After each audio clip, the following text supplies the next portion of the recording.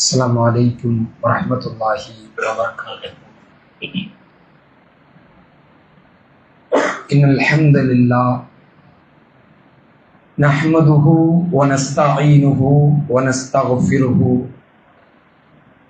ونعوذ بالله من شرور أنفسنا ومن سيئات أعمالنا. من يهده الله فلا مضل له ومن يضلل فلا هادي له. ونشهد أن لا إله إلا الله وحده لا شريك له. ونشهد أن محمدا عبده ورسوله. أما بعد،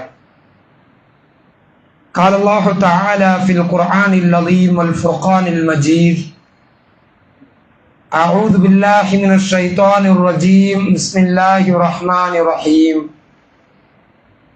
يا أيها الناس اتقوا ربكم الذي خلقكم من نفس واحدة وخلق منها زوجها وبث منهما رجالا كثيرا ونساء واتقوا الله الذي تساءلون به والأرحام إن الله كان عليكم رقيبا.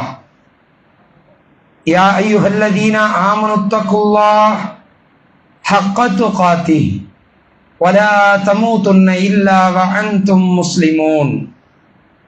يا أيها الذين آمنوا اتقوا الله وقولوا قولا سديدا يصلح لكم أعمالكم ويغفر لكم ذنوبكم ومن يطيع الله ورسوله فقد فاز فوزا عظيما.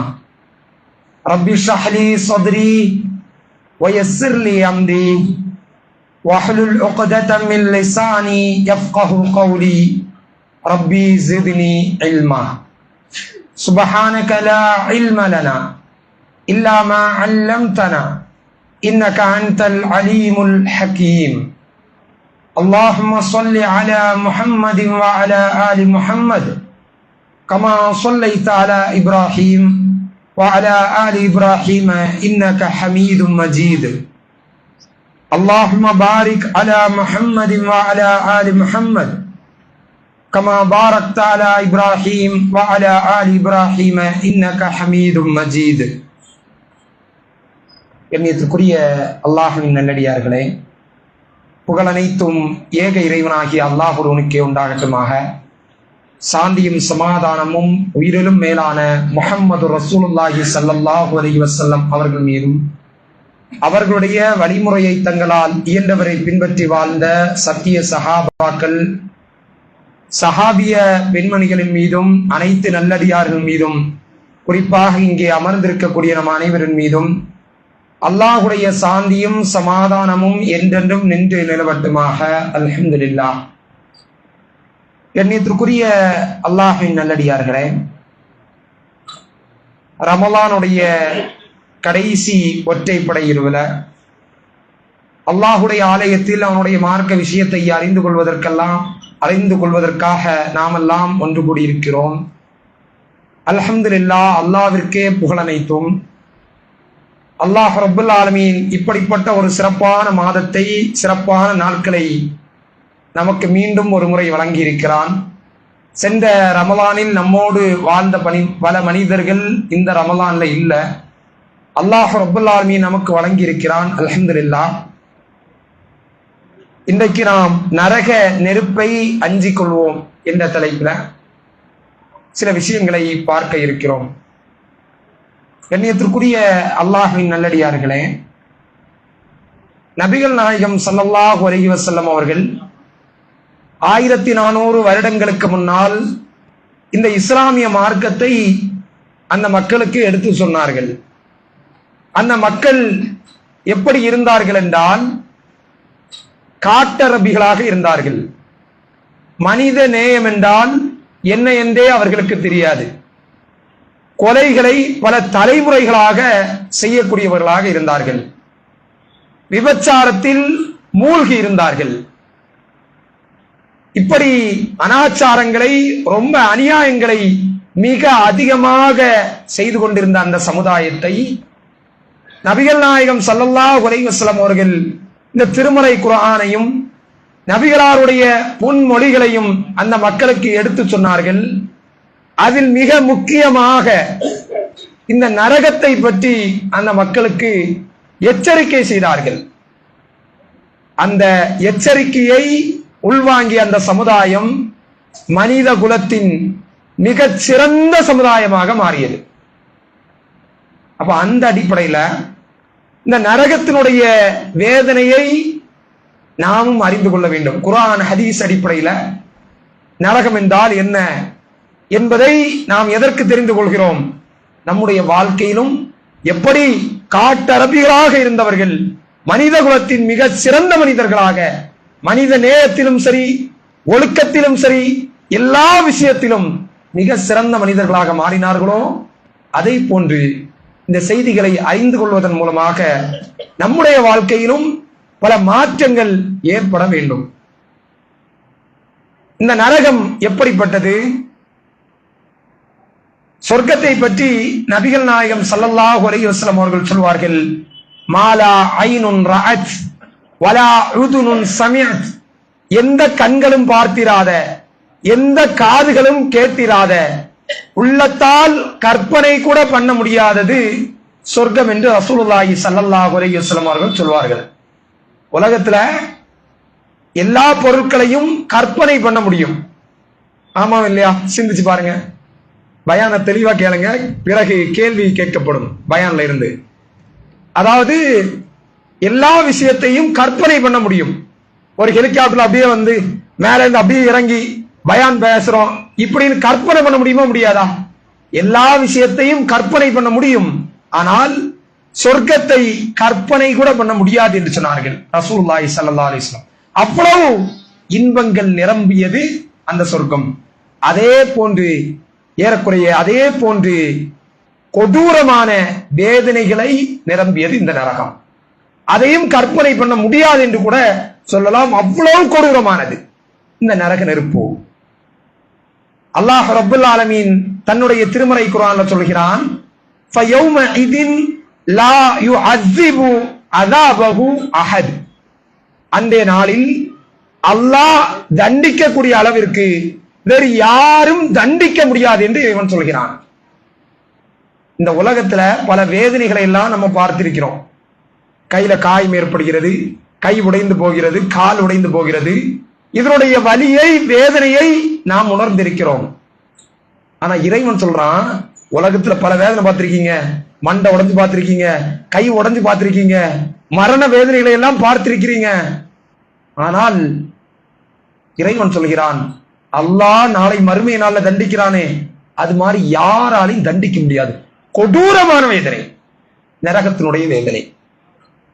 எப்படிப்பட்ட வேதனை?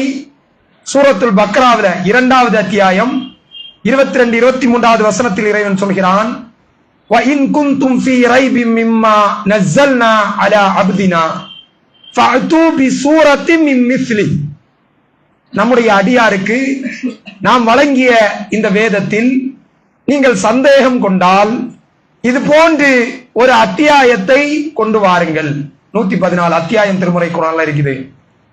இன்னும் இறைவன் இலகுவாக்குகிறான், மின் மிஸ்லி, இது மாதிரி ஏறக்குறைய இது மாதிரி உன்னை கொண்டு வாருங்க அப்படின்னு சொல்லிட்டு இறைவன் சொல்கிறான். ஃபஇல்லம் தஃஅலு, உங்களால் அது முடியாது, கொண்டு வாருங்கன்னு சொல்லிட்டு இந்த குர்ஆன் மாதிரி எல்லாம் கொண்டு வர, ஒரு அத்தியாயத்தை கூட கொண்டு வர முடியாது, அது மாதிரி கூட கொண்டு வர முடியாது. வலன் தஃஅலு, உங்களால் முடியவில்லை என்றால் ஃபத்தகுன் நாரல்லதி வகூதுஹா அன்னாசு வல் ஹிஜாரா, மனிதர்களையும் கற்களையும் எரிபொருளாக கொண்ட நரக நெருப்புக்கு அஞ்சிக் கொள்ளுங்கள். நரகத்தின் எரிபொருள் என்னது? மனிதர்களும் கற்களும். கல் எரிஞ்சு பார்த்திருக்கிறோமா? பல இன்னும் சில வருஷங்கள்ல கூட இறைவன் சொல்லுவான், நரகத்தின் எரிபொருள் வகூதுஹா அன்னாசு வல் ஹிஜாரா, மனிதர்களும் கற்களும். கல் எரிஞ்சு பார்த்திருக்கிறோமா? கல் எரியாது. அதாவது ரமலானுடைய நாட்கள் கஞ்சி காய்ச்சக்கூடிய நேரத்துல விறகடுப்புல காய்ச்சினாங்கன்னா அந்த கல் அப்படியே கரிஞ்சிருக்கும், கரியதான் செய்யுமே தவிர எரியாது. இன்னைக்கு ஒரு தண்ணீர் கொதிக்குது இல்ல, தலை தலான்னு அப்படி டீ குடிக்கிறோமே, ஒரு சொட்டு அப்படியே கையில கொட்டிருச்சுன்னா என்ன ஆகும்? அப்படியே காய்ச்சி அப்படியே ஊத்தி தர்றாங்க. லைட்டா கொட்டிருச்சுன்னா தாங்க முடியாது வலி. தளதளான்னு தலைக்குத தண்ணீர் அல்லது டீ போன்றதெல்லாம் அப்படியே தலைக்குத. அதனுடைய அதிகப்படியான வெப்பநிலை எவ்வளவு தெரியுமா? 100 டிகிரி செல்சியஸ். அதிகப்படி எவ்வளவு தளதளான்னு தலைச்சாலும் 100 டிகிரி செல்சியஸ் தான்.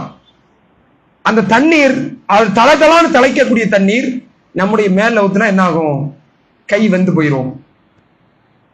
சமீபத்தில் ஒரு செய்தி கூட வந்துருச்சு. ஒரு திருமண வீட்டுல ரசம் காய்ச்சி கொண்டிருந்தாங்க. ஒருவர் தவறுதலாக அந்த பாத்திரம், பெரிய பாத்திரம், அதுக்குள்ளாடி விழுந்துட்டார். உடனே தூக்கி எடுத்து ஹாஸ்பிட்டல் கொண்டு போயிட்டாங்க. ஆனால் அவர் மரணித்து விட்டார். கொது நீரை நம்முடைய உடல் தாங்காது. அதிகப்படியாக ஒரு தண்ணீர் தலைக்க வேண்டும் என்றால் 100 டிகிரி செல்சியஸ் தேவை. இன்றைக்கு விஞ்ஞானம் சொல்கிறது, ஒரு கல் எரிய வேண்டும் என்றால் குறைந்தபட்சமாக 1.5 லட்சம் டிகிரி செல்சியஸ் தேவைப்படுகிறது. நவுது பில்லா, அல்லாஹ் பாதுகாக்கணும்.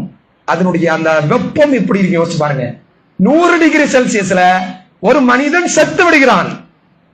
1.5 லட்சம் டிகிரி செல்சியஸ கற்பனை பண்ண முடிகிறதா? இறைவன் சொல்கிறான், அதன் எரிபொருள் மனிதர்களும் கற்களும். கல்லும் எரியும், மனுஷனும் எரிவான். கல்லு 1.5 லட்சம் டிகிரி செல்சியஸ்ல குறைந்தபட்ச வெப்பநிலையோடு எரிகிறது என்றால் மனிதனுடைய உடல்நிலை எப்படி என்ன ஆகிறது யோசித்து பார்க்க முடிகிறதா? இதுதான் நரகத்தினுடைய வேதனை. நரகத்தினுடைய வேதனை கொஞ்சம் சிந்திச்சு பாருங்க. அல்லாவும் அவனுடைய தூதரும் சொல்லக்கூடிய விஷயங்களை, மார்க்க விஷயங்களை மிகப்பெரிய அளவில் அலட்சியம் செய்து கொண்டு வாழ்கிறோம். இந்த நரகத்தினுடைய சிந்தனை, அதனுடைய வெப்பம் நம்முடைய சிந்தனையில, நம்முடைய நினைவில் வந்தா இது செய்வோமா? யோசிச்சு பாருங்க.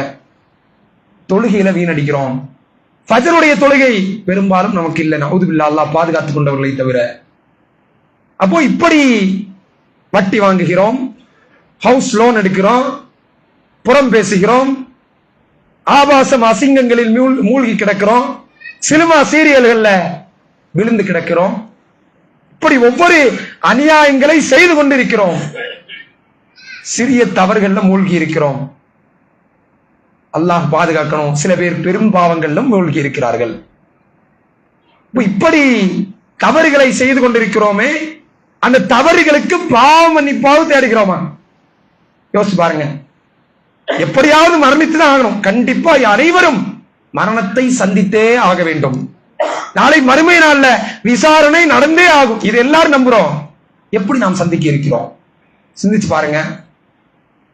இப்போ இப்படி கொடூரமாக கற்பனை பண்ண முடியாத ஒரு வேதனை தான் அந்த நரகத்தினுடைய வேதனை.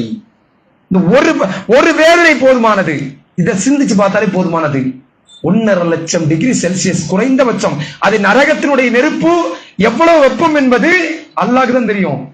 குறைந்தபட்சம் ஒரு கல்லு எரிய வேண்டும் என்றால் இன்னைக்கு சொல்லக்கூடிய இந்த விஞ்ஞானம் சொல்கிறது 1.5 லட்சம் டிகிரி செல்சியஸ் என்று. யோசித்து பாருங்கள், என்ன தைரியத்தில் நாம் வாழ்ந்து கொண்டிருக்கிறோம்.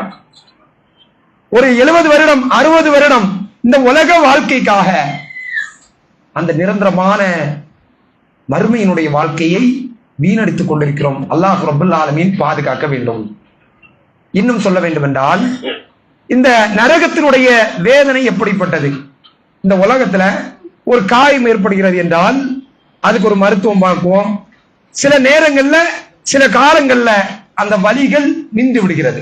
மருந்து போட்டுட்டா அல்லது கட்டு போட்டுட்டா குறைந்த நேரத்தில் அது முடிந்து விடுகிறது. உதாரணத்துக்கு சொல்லணும்னா, தற்கொலை செய்து கொள்வார்கள். மார்க்கத்துல, இஸ்லாத்துல அதற்கு சம்பந்தம் கிடையாது.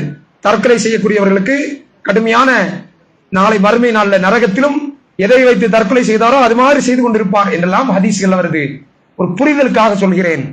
என்ன பண்ணுவாங்க? பெட்ரோல் அல்லது மண்ணெண்ணெய் அப்படியே தலையில் தூக்கி வித்துவான், அப்படியே உடம்புல கொளுத்தி விட்டுருவான். ஃபர்ஸ்ட் கொளுத்திடுவான், ஏதோ ஒரு தைரியத்துல கொளுத்திடுவான்.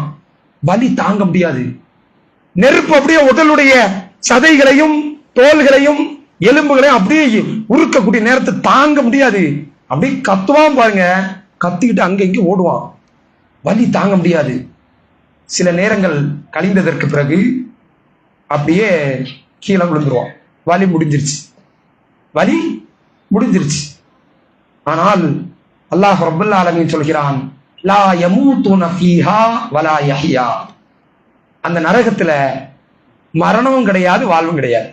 வேதனை தொடர்ந்து கொண்டே இருக்கும். இன்னும் தெளிவாக இறைவன் சொல்கிறான், அல்லதீன கஃபரு பி ஆயாத்தினா சௌஃப நுஸ்லீஹிம் நாரா குல்லமா நலிஜத் ஜுலூதுஹும் பத்தல்னா ஜுலூதன் கைரஹா லியதூகுல் அதாப். இறைவன் சொல்றான், நம்முடைய வசனங்களை மறுக்கக்கூடிய இந்த காஃபிர்களை நரகத்தில் தூக்கி வீசுவோம். அவனுடைய தோள்கள் கருகியதற்கு பிறகு, இந்த உலகத்துல தோல் கருகிருச்சுன்னா வலி முடிஞ்சிருச்சு, அப்படியே விழுந்துடலாம். நவுதுபில்லாஹ், அல்லாஹ் பாதுகாக்கணும். ஆனால் இறைவன் சொல்கிறான், இந்த தோள்கள் கருகிய உடனேயே பத்தல்னா ஜுலூதன் கைரஹா, புது தோள்களை கொடுத்து, அந்த வார்த்தை இறைவன் போடுகிறான், லியதூகுல் அதாப், வேதனையை சுவைத்து பார் என்று சொல்கிறான். எப்படி சாப்பாடு பிரியாணி எல்லாம் டேஸ்ட் பண்ணி பார்ப்போம்ல, அது மாதிரி அந்த வார்த்தை இறைவன் பார்க்கிறான், போடுறான், வேதனையை சுவைத்து பார்.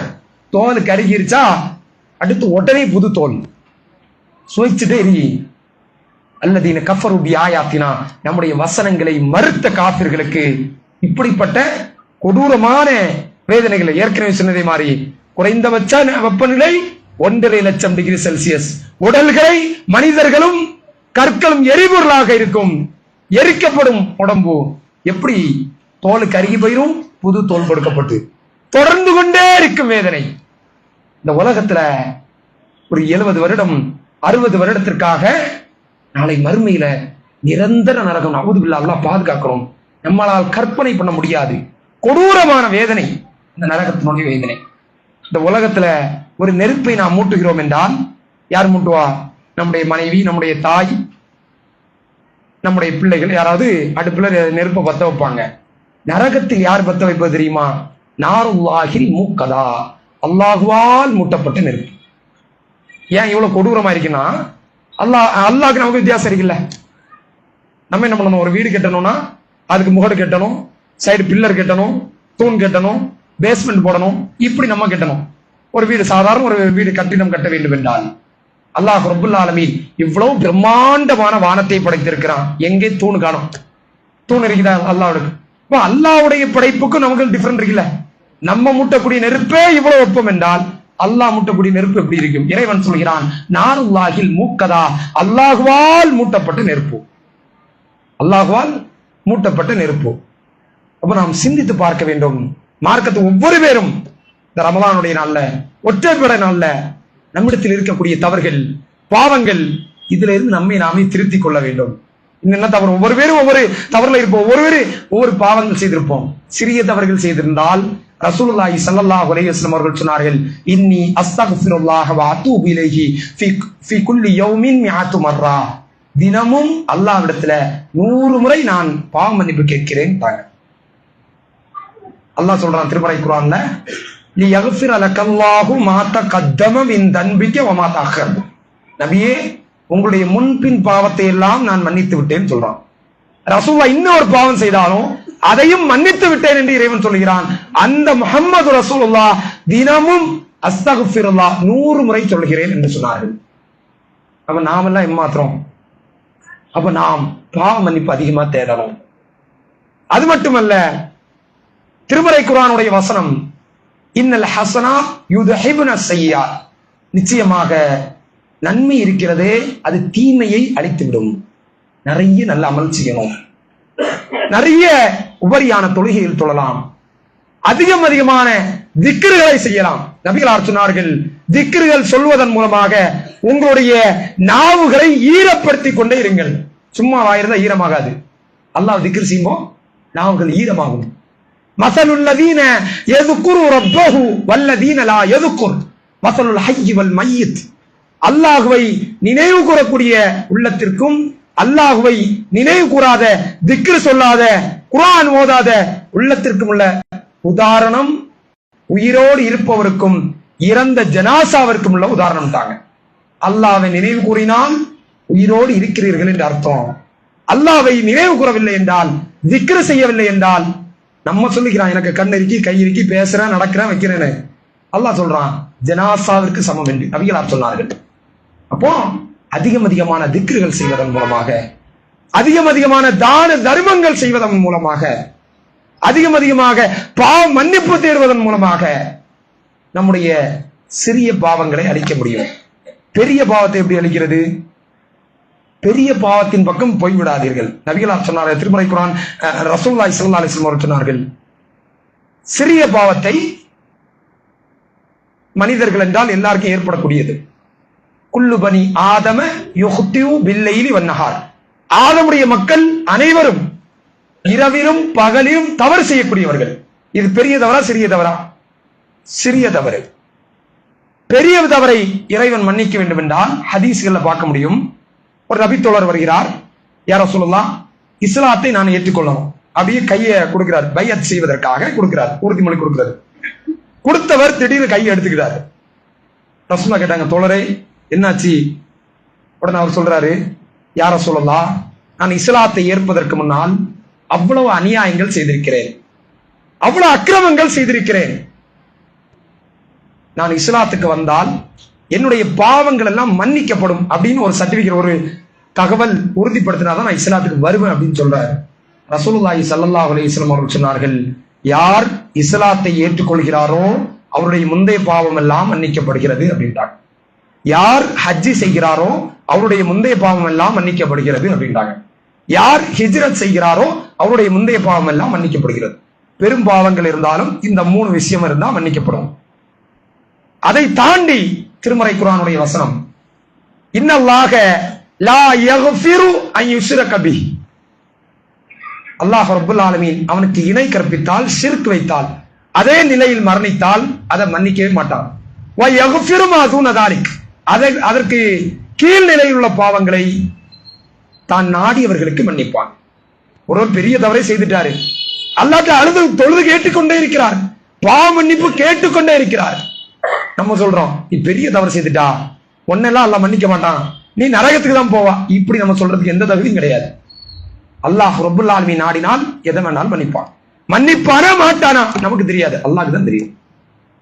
சிறிய தவறுகள் மனிதர்கள், எல்லா மனிதர்களும் செய்யக்கூடியவர்களா இருக்கிறோம். அப்ப என்ன பண்ணணும்? பாவ மன்னிப்பு கேட்க வேண்டும், அஸ்தக்ஃபிருல்லாஹ் சொல்ல வேண்டும், அதிகமான நல்ல அமல்கள் செய்யணும். பெரிய பாவத்தின் பக்கம் நான் சென்று விடக்கூடாது. சென்றால் அல்லாஹ் மன்னிக்கவில்லை என்றால் இந்த நரகத்தை நம்முடைய கண்ணுக்கு முன்னால் கொண்டு வர வேண்டும். எவ்வளவு கொடூரமான வேதனை என்பதை நாம் கொஞ்சம் சிந்தித்து பார்க்க வேண்டும். நரகத்தினுடைய அந்த பிரம்மாண்டம் எப்படி இருக்கும்னா, இந்த உலகத்துல ஒரு பெரிய கிணறு இருக்குன்னு வைங்க, அதுக்கு மேல் பகுதியிலிருந்து ஒரு கல்லை தூக்கி அப்படியே போடுறோம், அது கீழ் பகுதிக்கு போகணும். எவ்வளவு நேரம் ஆகும்? உலகத்திலே பெரிய கிணறு, மேல இருந்து கல்லை போட்டா கீழே போய் சேர்றதுக்கு எவ்வளவு நேரம் ஆகும்? ஒரு நிமிடம். அவ்வளவு பெரிய கிணறா இருக்குது. உதாரணத்துக்கு வச்சுக்கோங்க, ஒரு 2 நிமிஷம் வச்சுக்கோங்க, ஒரு கல்ல மேல இருந்து போட்டா 2 நிமிடங்கள் அப்படியே போய் கீழே சேருதுன்னு வச்சுக்கோங்க. நபிகளார் சொன்னார்கள், நரகத்தினுடைய மேல் பகுதியிலிருந்து போறப்பட்ட ஒரு பொருள் கீழே போய் சேர்றதுக்கு 70 வருடங்கள் ஆனது அப்படின்றாங்க. 70 வருடம். எவ்வளவு பிரம்மாண்டமா அல்லாஹ் ரப்பல் ஆலமீன் அந்த நரகத்தை படைத்து வைத்திருக்கிறான் என்பதை நாம் சிந்தித்து பார்க்க வேண்டும். அது மட்டுமல்ல, இந்த உலகத்துல தீ பொறின்னு சொல்றேன்ல, அப்படியே அடுப்பு பத்தக்கூடிய நேரத்துல அந்த ஈசல் மாதிரி அப்படியே தெறிக்குமே, தீ பொறி அப்படின்போம். நரகத்துல தீ பொறி எப்படி இருக்குன்னு தெரியுமா? திருமறை குர்ஆனுடைய வசனம் சொல்கிறது, இன்னஹா தர்மி பி ஷரரின் கல் கஸ்ர் கஅன்னஹு ஜிமாலத்துன் சுஃபர். அந்த நரகம் தூக்கி வீசும் தீ பந்தங்களை எப்படி இருக்கும் என்றால், சிவப்பு ஒட்டங்களை போன்று பிரம்மாண்டமான மாளிகளை கொண்டு இருக்கும். தீப்பொறி இவ்வளவு இருக்கக்கூடிய தீப்பொறி, நரகம் தூக்கி வீசக்கூடிய தீப்பொறி எப்படி இருக்குமா? பிரம்மாண்டமான மாளிகையை தூக்கி வீசுமா. யோசித்து பாருங்க. இப்படி கொடூரமான அந்த வெப்பத்துல மனிதன் கரிக்கப்படுவான், கத்துவான், உதவிக்கு அழைப்பான். யாராவது உதவி செய்வார்களா? இந்த உலகத்துல நமக்கு பல உதவி செய்யக்கூடியவர்கள், உறவினர்கள், தாய் தந்தையர்கள், நண்பர்கள் எல்லாரும் இருப்பாங்க. மறுமையில் இருப்பார்களா? வலா யஸ்அலு ஹமீமுன் ஹமீமா யுபஸ்ஸருனஹும். நண்பர்களை காட்டப்படும், ஆனா விசாரிக்கவே மாட்டான். எப்படி? நெருங்கிய நண்பர்கள் முகத்தோடு முகம் அப்படியே காட்டப்படும், ஆனா என்ன பண்ணுவான்? அதையெல்லாம் விசாரிக்க மாட்டான். ஏதோ என் நன்மை கொஞ்சம் தான் அப்படின்னு கேட்டுட்டான், அதனால அப்படியே விரண்டு ஓடுவான். இறைவன் சொல்கிறான், அந்த நிலைமை எப்படி இருக்கும் என்றால், யவத்துல் முஜ்ரிமு லவ் யஃப்ததி மின் அதாபி யௌமையிதின் பி பனீஹி. வஸாஹிபதிஹி வஅஹீஹி. இறைவன் சொல்றான், மறுமை நாள் அந்த குற்றவாளி என்ன நினைப்பானா, யா அல்லாஹ், நான் உனக்கு நஷ்டம் ஈடு தந்துடுறேன். யார் தெரியுமா? என் மகன் இருக்கிறான், என் பிள்ளை, அவனை நஷ்ட ஈடா வச்சுக்கோ. என்னுடைய மனைவியை நஷ்ட ஈடா தந்துடுறேன். என்னுடைய சகோதரனை நஷ்ட ஈடா தந்துடுறேன். அஹி வ ஃபஸீலத்திஹி அல்லதி துஅ்வீஹி வ மன் ஃபில் அர்ளி ஜமீஅன் சும்ம இன்ஜி. இறைவன் அந்த மனிதன் புலம்புவானா, உறவினர்களை அவனுக்கு நஷ்ட ஈடா தர்றேன், உலகத்தில் உள்ள எல்லா மனிதர்களையும் நஷ்ட ஈடா தர்றேன். சும்ம இன்ஜி, நான் மட்டும் தப்புனா போதும் யா அல்லாஹ், இந்த வெப்பத்தை தாங்கிக்க முடியல. ரொம்ப கொடூரமானது. யோசித்து பாருங்கள், நம்முடைய பிள்ளைக்கு ஒரு காய்ச்சல் வந்தால் நமக்கு தூக்கம் கிடையாது, மனைவிக்கு உடல்நிலை சரியில்லை என்றால் நமக்கு நிம்மதி கிடையாது. அப்படிப்பட்ட வாழக்கூடிய நாம், அவ்வளவு அன்பு செலுத்தக்கூடிய நாம், பக்கத்துல பைக்ல ஒருவர் போவாரு, அப்படி ஸ்டாண்ட போட்டு போவாரு, பாய் ஸ்டாண்டு, அப்படி யாருன்னே தெரியாது, பார்த்தது கிடையாது, பேசுறது கிடையாது. ஆனால் அந்த கொடூரமான அந்த வேதனை வரக்கூடிய நேரத்துல எதுக்கு அப்படி செய்யறோம்? அவருக்கு கை கால் உடஞ்சிடக்கூடாது, யாருன்னே தெரியாது. ஆனாலும் அவருக்கு ஒரு பாதுகாப்பு வேணும். நாளை மறுமை நாள்ல இந்த கொடூரமான நரகத்தின் பக்கம் யாரெல்லாம் வழிகேட்டில் இருக்கிறார்களோ அவர்கள் போக இருக்கிறார்களே, அல்லாஹ்வை மறுக்கக்கூடியவர்கள் போக இருக்கிறார்களே, அந்த விஷயத்துல எப்பயாவது நாம அக்கறைப்பட்டிருக்கிறோமா? நம்முடைய குடும்பத்தில் எடுத்துக்கங்க, நம்முடைய மனைவிமார்கள் தொழுகையில பேணுதலா எத்தனை பேர் இருக்கிறாங்க? நம்ம கண்டுக்கிறதே இல்லை. எப்படி சினிமாவில மூழ்கி இருப்பார்கள், கண்டுக்கிறதே இல்லை. ஏதோ பேசினா சண்டை ஆயிரும், எப்படி பேசுறது, ஏதோ அவங்க பாட்டுக்கு இருந்துட்டு போறாங்க. பிள்ளைகள் ஸ்கூலுக்கு போகவில்லை என்றால் கடுமையை கண்டிப்போம். ஸ்கூலுக்கு போகலையா, ஒரு நாள் லீவ் எடுத்தா கதை முடிஞ்சிருச்சு. ஆனால் மதரசா குர்ஆன் ஓதுறது தெரியவே செய்யாது. 15 வயது 20 வயது குர்ஆன் ஓத தெரியாது, கவலைப்படுறதே கிடையாது.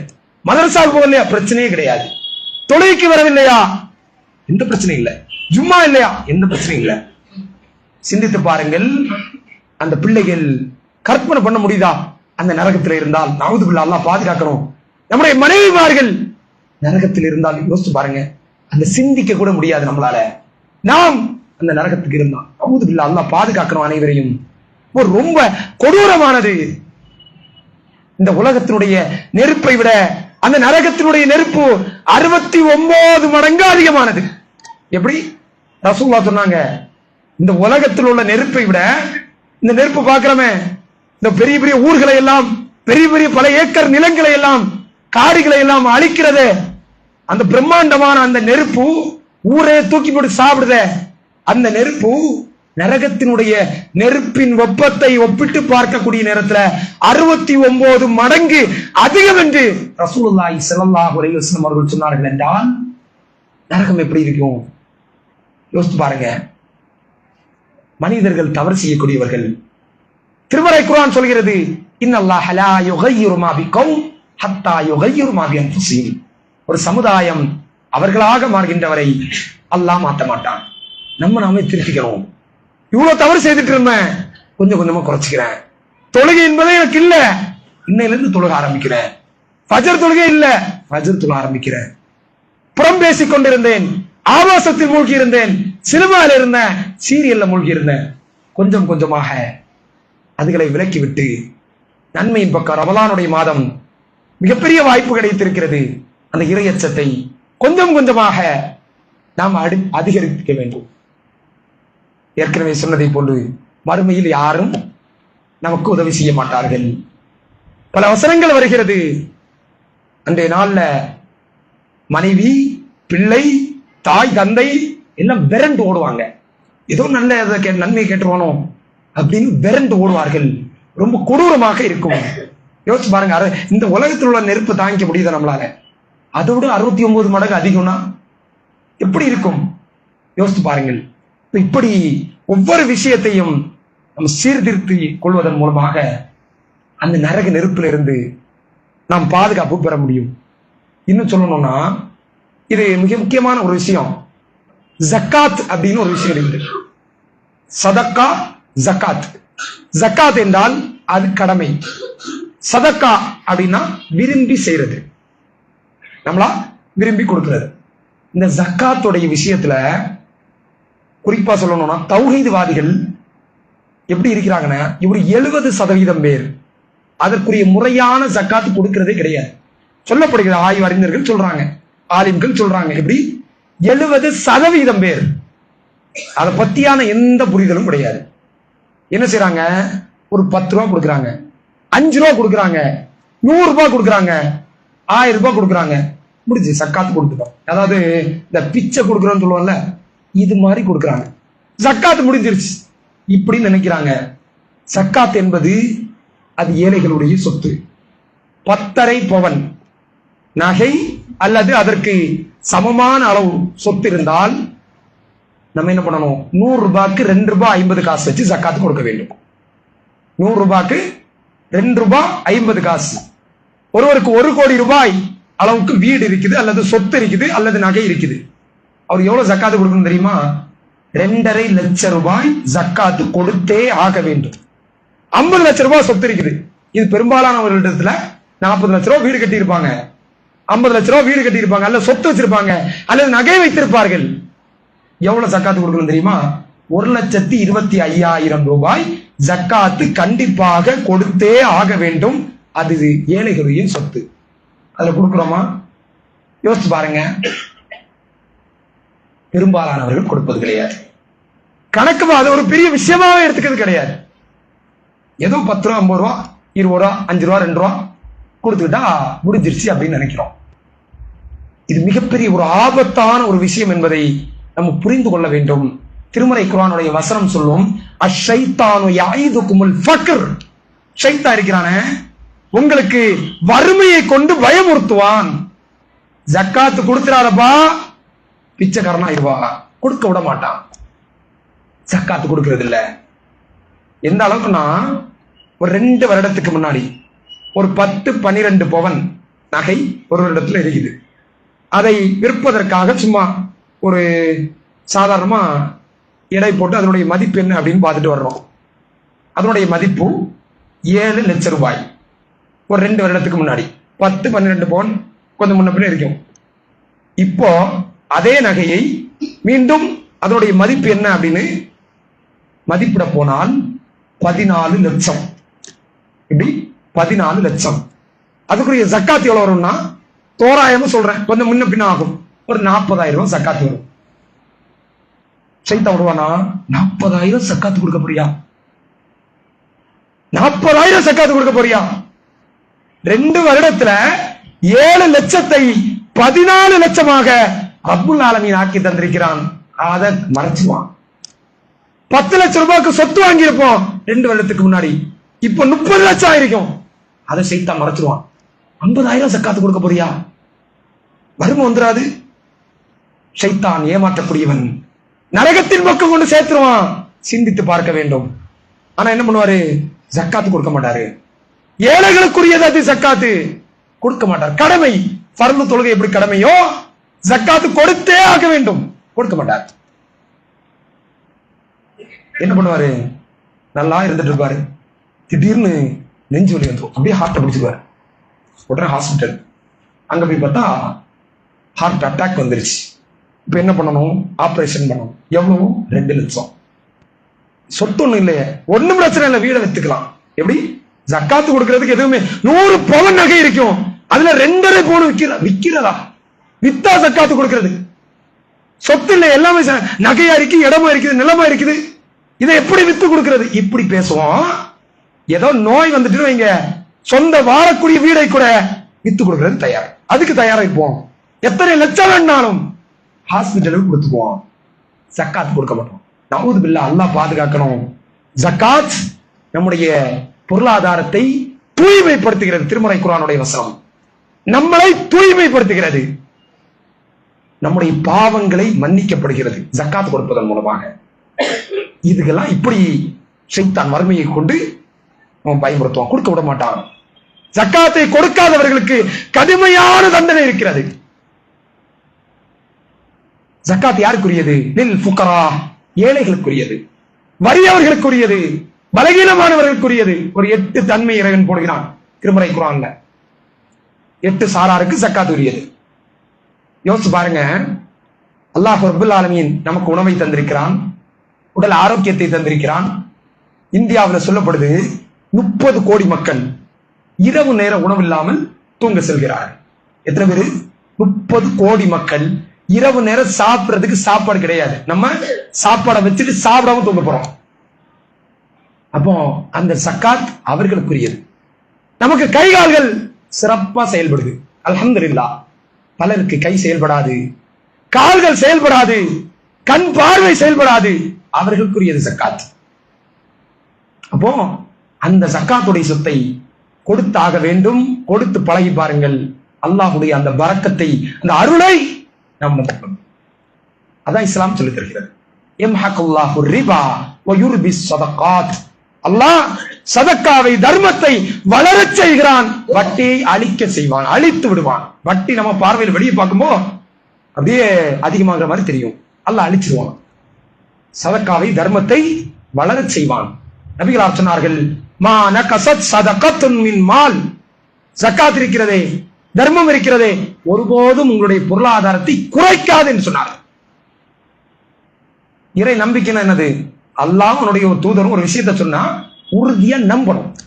அல்லாஹ் இருக்கிறான், நம்புறோம். பார்த்தோம் அல்லாஹ் இல்ல, உறுதியா நம்புவதை போன்று அல்லாஹ் சொல்லுகிறான், ஜக்காத்து கொடு, உன்னுடைய பொருளாதாரம் குறையாது. ஜக்காத்து கொடு, உன்னுடைய பொருளாதாரம் அதிகமாகும். அந்த நம்பிக்கை வந்தா ஜக்காத்து கொடுக்கிறது பெரிய விஷயமும் தெரியாது. இப்ப இந்த விஷயத்தை எந்த அளவுக்கு சொன்னால், ஜக்காத் தங்கத்தையும் வெள்ளியையும் சேர்த்து வைக்கக்கூடியவர்கள், தர்மம் கொடுக்காதவர்கள், ஜக்காத் கொடுக்காதவர்கள், தர்மம் அல்ல ஜக்காத் கொடுக்காதவர்கள், அவர்களுக்கு நெருப்பால் அந்த தங்கத்தையும் வெள்ளியையும் காய்ச்சி முதுகிலும், முகத்திலும், முதுகிலும், விலாபுரத்திலும் சூடு வைக்கப்படும். நெருப்புல காய்ச்சி, பழுக்க காய்ச்சி சூடு வைக்கப்படும். அது மட்டுமல்ல, ஜக்காத் கொடுக்காத பல தண்டனைகளை குர்ஆன் ஹதீஸ்ல நம்மால் பார்க்க முடியும். பெரிய ஒரு மலைப்பாம்பாக மாறி அவனுடைய கழுத்தில் சுத்தி கொண்டு அவனுடைய தாடையை கொத்தி கொண்டே இருக்கும். அந்த ஜக்காத், அந்த மலைப்பாம்பு சொல்லுமாம், ஆனா மாலுக், நான் தான் உன்னுடைய பொருளாதாரம். சேர்த்து சேர்த்து வச்சிய, கொடுக்காம வச்சிய, ஏழைகளை பார்த்து கொடுக்கவில்லையே, வச்சுக்க, பிடிச்சிக்கோ, அப்படி கொத்தி கொண்டே இருக்கும். விஷ பல்களால் கொத்தி கொண்டே இருக்கும். ஆனா கன்சுன், நான் தான் உன்னுடைய கஜானா, பொக்கிஷம் அப்படின்னு அந்த பாம்பு கொத்தி கொண்டே இருக்குமா. இன்னும் சில செய்திகள் வருகிறது, மலைப்பாம்பாக மாறி அந்த மனிதரை விரட்டுமா, துரத்துக்கிட்டே விரட்டுவான். ஆனா மாலுக், நம்மளுடைய பொருளாதாரம் அப்படின்னு விரட்டுவான். மனிதன் விரண்டு ஓடுவானா. கடைசி அவனால தப்பிக்க முடியாது அப்படின்னு தெரிஞ்ச உடனே தன்னுடைய கையை அந்த பாம்புடைய வயிற்றுல, வாயில விட்டுருவான். அப்படியே கட்டிச்சு சாப்பிட்டுருமா. யோசிச்சு பாருங்க, கதைகள் அல்ல, அந்த செயலை, அந்த சீனை, அந்த காட்சியை கண்ணுக்கு முன்னால் கொண்டு வாருங்கள். ஜக்காத்தை நம்ம சரியா கொடுத்திருக்கிறோமா? ரவுதுபில்லா, அல்லாஹ் பாதுகாக்கணும். ஆகவே இந்த ஜக்காத்துடைய விஷயத்துல ரொம்ப கவனமா இருக்கணும். ஒவ்வொரு விஷயத்திலையும், தொழுகையில இருந்தாலும் சரிதான். குறிப்பா எதற்காக சொல்றேன்னா, இந்த விஷயத்தை நம்முடைய மக்கள், குறிப்பாக தௌஹீத்வாதிகள் ரொம்ப அலட்சிய போக்காக அதை கண்டுகொள்ளாமல் இருக்கிறார்கள். அதனால ஒவ்வொரு கணக்கிட்டு கொடுக்க வேண்டியது ஜக்காத். இன்னும் சொல்லணும்னா, சில பேர் என்ன செய்யறாங்க, பெரிய வசதி படைத்த ஆட்களை பார்த்து, அல்லது தன்னோடு இருக்கக்கூடிய நிலையில அவர் எந்த லெவல்ல இருக்கிறாரோ அதே லெவல்ல இருக்கிறாரும் கொடுப்பாரு. என்ன பண்ணுவாரு, பெருநாளுடைய நாள்ல அல்லது நோம்புடைய நாள்ல அப்படியே வீட்டுக்கு போவாரு. அவருடைய பிள்ளைகள் ஒரு 5-10 பேர் இருப்பாங்க. ஆளாளுக்கு ஒரு 500 ரூபாய் 1000 ரூபாய் அப்படியே கொடுப்பாரு. முடிஞ்சு அப்படியே திரும்பி வந்துருவாரு. அவங்க பார்ப்பாங்க, அடுத்த நாள் இவரு அங்க இருந்து இங்க வருவாரு. இவருக்கு வீட்டுல ஒரு 5-10 பிள்ளைங்க இருப்பாங்க. ஒவ்வொரு பேருடைய கையில 1000 ரூபாய். ஜக்காத்தும் கொடுத்தாச்சு, காசு ரிட்டர்ன் ஆயிடுச்சு. எப்படி?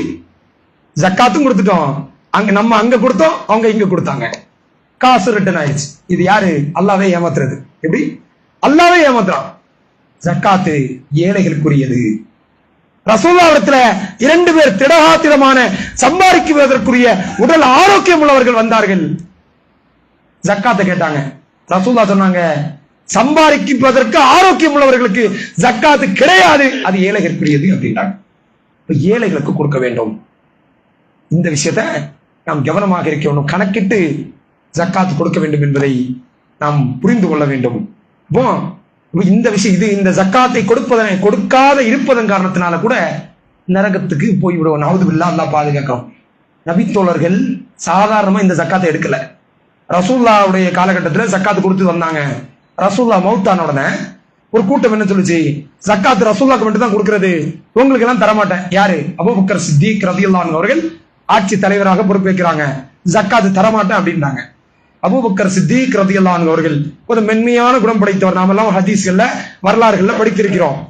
அவங்க என்ன சொல்றாங்கன்னா, ரசூலுல்லாஹ்க்கு கொடுத்து வந்தீர்களே ஜக்காத்து, அதுல ஒரு ஆட்டு குட்டி அளவுக்கு எனக்கு தரமாட்டேன்னு யாராவது சொன்னா அவனோடு போர் செய்வேன்ட்டாங்க.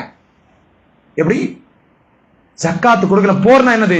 அவன் கழுத்தை எடுப்பு, தலையை எடுப்பேன்ட்டாங்க. உமர் ரலியல்லாஹு அன்ஹு அவர்கள் கேட்டார்கள், அமீருல் முஃமினீன், முஃமின்களுடைய தலைவரே அபூபக்கர் அவர்களே, ரசூலுல்லாஹ் சொன்னாங்க, யார் கலிமா சொல்லி விட்டார்களோ, லா இலாஹ இல்லல்லாஹ் முஹம்மது ரசூலுல்லாஹ் சொல்லிட்டாங்களோ அவங்க கூட போர் செய்யக்கூடாது. ஆனா நீங்க என்ன செய்றீங்க? ஜக்காத்தை தர மாட்டேன்னு சொல்றவங்க கூட போர் செய்வேன்னு சொல்றீங்களே. உடனே அபூபக்கர் சித்திக் ரலியல்லாஹு அன்ஹு அவர்கள் சொன்னார்கள், ஜக்காத்தையும் தொழுகையும் பிரித்து பார்க்கக்கூடியவனோடு நான் போர் தான் செய்வேன். அப்படின்னா என்ன அர்த்தம் தெரியுமா? அவன் இஸ்லாத்துக்கு உள்ள வந்தானா அப்படிங்கிறது சந்தேகம் அப்படிங்கிற அளவுக்கு சொன்னார்கள். உடனே உமர் அவர்களும் பதில் சொன்னார்கள், அபூபக்கர் அவர்கள் சரியா தான் சொல்றாங்க அப்படின்ட்டு முடிஞ்சிருச்சு.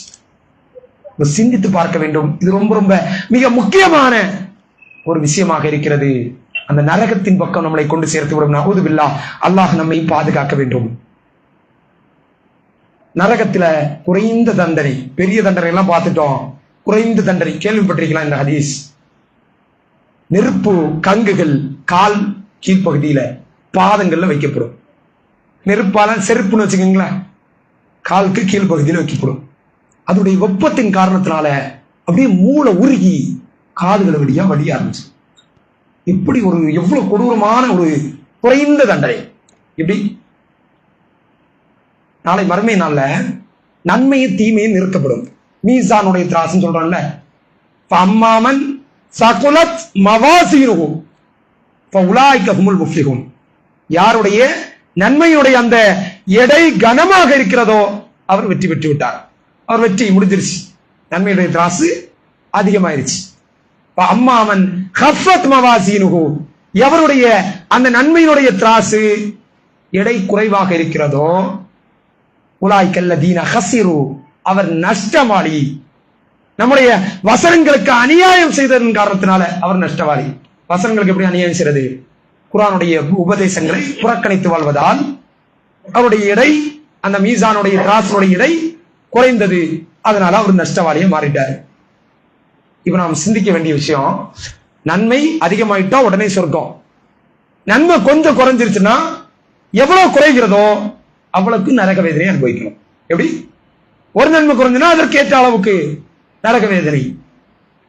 சரி, நம்ம யோசிக்கலாம், ஒரு நாள் 2 நாள் எப்படி நம்ம களிமா சொல்லிட்டோம், தௌஹீத்வாதியா இருக்கிறோம், சொர்க்கத்துக்கு தான் வந்துருவோம், நரகத்துக்கு எல்லாம் போக மாட்டோம். அப்படி முடியுமா? கொஞ்சம் சிந்திச்சு பார்க்கணும். நபிகள் நாயகம் ஸல்லல்லாஹு அலைஹி வஸல்லம் அவர்கள் சொன்னார்கள், அன்றைய தினம் ஒரு நாள் என்பது மிக தெளிவா உள்ளத்தில் பதிவு செய்து கொள்ளுங்கள், 50,000 வருடங்களுக்கு சமம்ட்டாங்க. இந்த உலகத்துல ஒரு நாள் 50,000 வருடம், 50,000 நாட்கள் இல்ல, வருடங்களுக்கு சமம்ட்டாங்க. ஒரு நாள் நரகம்னா கூட நஊது பில்லாஹ், அல்லாஹ் பாதுகாக்கணும். அதிகமாக இந்த நரகத்தை வேதனையிலிருந்து அல்லாஹ்விடத்துல பாதுகாப்பு தேட வேண்டும். ரசூலுல்லாஹி ஸல்லல்லாஹு அலைஹி வஸல்லம் அவர்கள் ஒவ்வொரு தொழுகையிலையும் அல்லாஹும்ம இன்னி அஊது பிக்க மின் அதாபி ஜஹன்னம் வ மின் அதாபில் கபர், யா அல்லாஹ் நரகத்தினுடைய வேதனையிலிருந்து, கபருடைய வேதனையிலிருந்து ஒவ்வொரு தொழுகையிலையும் அல்லாஹ்விடத்துல பாதுகாப்பு தேடினாங்க.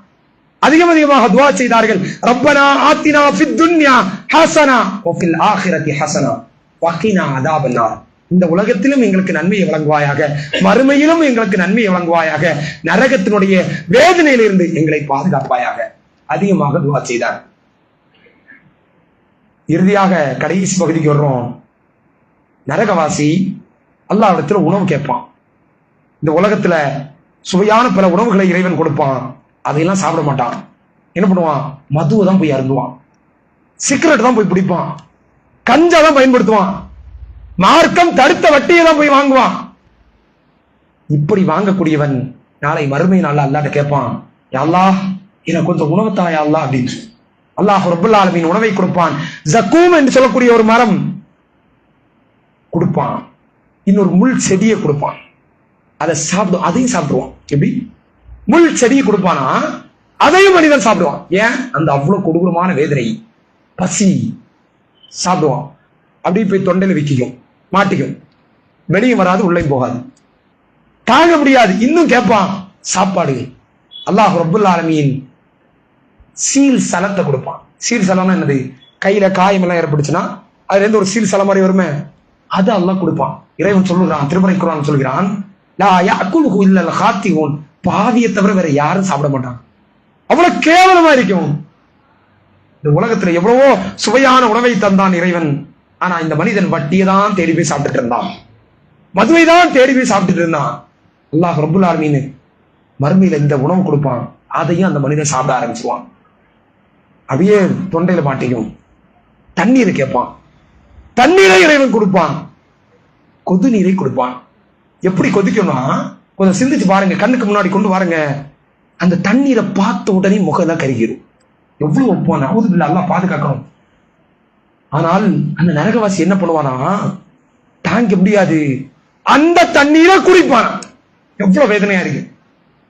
வலி தாங்க முடியாது, தாகம் தாங்க முடியல, வெப்பம் தாங்க முடியல, அந்த கொது நீர் முகத்தை கரிக்கக்கூடிய அந்த தண்ணீர் அப்படியே எடுத்து குடிப்பான். அவனுடைய குடல்கள் அப்படியே துண்டாக செம்பை போன்று வடிந்து விடுமா. பாருங்க, வயிற்று பிடிச்சிட்டு அப்படியே நரகத்தினுடைய ஓரத்துக்கு போவான். அல்லாஹ் ரப்புல் ஆலமீன் சொல்லுவானா, அவனை தூக்கி நரகத்தின் நடுப்பகுதிக்கு போடுங்கள், மலக்குமார்கள்ட்ட சொல்லுவான். அது மட்டுமல்ல, அவனுடைய தலையில அந்த கொது நீரை தூக்கி ஊற்றுங்கள் என்று இறைவன் சொல்லுவான். அவுதுபில்லாஹ், எவ்வளவு கொடூரமானது யோசிச்சு பாருங்க. நாம் நம்முடைய பாவங்களை, இந்த நரகத்தை, நரகத்தினுடைய வேதனையை நம்முடைய கண்களுக்கு முன்னாடி கொண்டு வந்து அல்லாஹ்விடத்துல பாதுகாப்பு தேட வேண்டும். தாங்க முடியாத வேதனை. அல்லாஹ் ரப்புல் ஆலமீன் சொல்கிறான், قالوا لو كنا نسمع او نعقل ما كنا في اصحاب السعير. நரகவாசி புலம்புவானா, கொஞ்சம் நாங்க சிந்திச்சிருந்தால், கொஞ்சம் அறிவு தந்திருந்தானே இறைவன், அதை வச்சு கொஞ்சம் சிந்திச்சு பார்த்திருந்தால், அவன் அக்கிலு கொஞ்சம் காது கொடுத்து கேட்டிருந்தால், அவன் அக்கிலு கொஞ்சம் சிந்தித்து பார்த்திருந்தால், இந்த நரகவாசியாக நாங்கள் ஆகியிருக்க மாட்டோமே. கொஞ்சம் சிந்திச்சு பார்த்திருந்தா, கொஞ்சம் பயான் பேசினாங்க, என்னெல்லாமோ சொன்னாங்க, கொஞ்சம் காது கொடுத்து கேட்டிருந்தா, இப்படி நரகவாசியாக நாங்கள் ஆகியிருக்க மாட்டோமே இந்த நரகவாசி புலம்புவான் என்று அல்லாஹ் ரப்புல் ஆலமீன் நமக்கு சொல்கிறான். ஒரே ஒரு செய்தியை கூறி நிறைவு செய்கிறேன். ரசூலுல்லாஹி ஸல்லல்லாஹு அலைஹி வஸல்லம் அவர்கள் உரையாற்றுவார்கள், பயான் நிகழ்த்துவார்கள். ரசூலுல்லாஹ் எப்பவுமே நாமெல்லாம் அறிஞ்சிருக்கிறோம், பொறுமையா அமைதியா பயான் நிகழ்த்துவாங்க, அப்படிதான் அறிஞ்சிருக்கிறோம். ஆனா ரசூலுல்லாஹி ஸல்லல்லாஹு அலைஹி வஸல்லம் அவர்கள் மக்களுக்கு உரையாற்றுவார்கள். எந்த அளவுக்கு என்றால், அவருடைய சப்தம் கட்டுமையா உயர்ந்துரும். பயான் நிகழ்த்துறாங்க, கட்டுமையா சப்தம் உயர்ந்துரும். இஸ்தவத் ஐனாஹு, கண்கள் சிவந்து போயிடும், முகங்கள் சிவந்து போய்விடும். சத்தம் போட்டு நபித்தோழர் சொல்கிறார், நான் ரசூலுல்லாஹ்க்கு ரொம்ப நெருக்கமா இருந்து அந்த ஜும்மாவுடைய உரையை கேட்டுட்டு இருந்தேன். ரசூலுல்லாஹ் சத்தமாக உரையாற்றினார்கள். உரை எப்படின்னா, எனக்கு கேட்கிற அளவுக்கு வெளியுள்ள ஆட்களுக்கும் கேட்கும், அந்த அளவுக்கு கத்தி பேசினாங்க. தோல்ல கிடந்த துண்டு கீழே விழக்கூடிய அளவுக்கு கத்தி பேசினார்கள். எப்படி பேசினார்கள்? முன்னார், மக்களே நரக நெருப்புக்கு அஞ்சு கொள்ளுங்கள், அந்தரத்துக்கு முன்னார், நரக நெருப்புக்கு அஞ்சு கொள்ளுங்கள் என்று சத்தம் போட்டு பேசினார்கள். நபித்தோழர்கள் சொல்வார்கள், எங்களுள்ள அனைவரும் என்ன பண்ணோம், கையை எடுத்து அப்படியே முகத்தை மறைத்து விட்டு அப்படியே தேம்பி தேம்பி அழ ஆரம்பித்து விட்டோம். அவ்வளவு கொடூரமாக, அவ்வளவு கடுமையாக அந்த நரகம் இருந்தது. அதை எச்சரிக்கையை ரசூலுல்லாஹ் செய்தார்கள் என்று ஹதீஸ்களை பார்க்க முடியும். நரகம் என்பது நாம் நினைப்பதை போன்று சாதாரணமானது கிடையாது. ஆகவே வாழக்கூடிய காலகட்டத்திலே செய்யக்கூடிய சிறிய தவறுகளுக்கு நம்மளால் என்ற பரிகாரத்தை, பாவ மன்னிப்பு தேடுவது, நல்ல அமல்கள் செய்வது, திக்ர்கள் செய்வதன் மூலமாக சிறிய பாவங்களை தவிர்த்து பெரும்பாவத்தில் பக்கத்தில் கூட நாம் நெருங்கிவிடக்கூடாது. நவுதுபில்லாஹ், அல்லாஹ் நம் அனைவரையும் பாதுகாக்க வேண்டும். எதை பேசினோமோ எதை கேட்டோமோ அதன் அடிப்படையில் அமல் செய்வதற்கு அல்லாஹ் ரப்புல் ஆலமீன் அருள் செய்வானாக. வ ஆகிரு தஅவானா அல்ஹம்துலில்லாஹி ரப்பில் ஆலமீன்.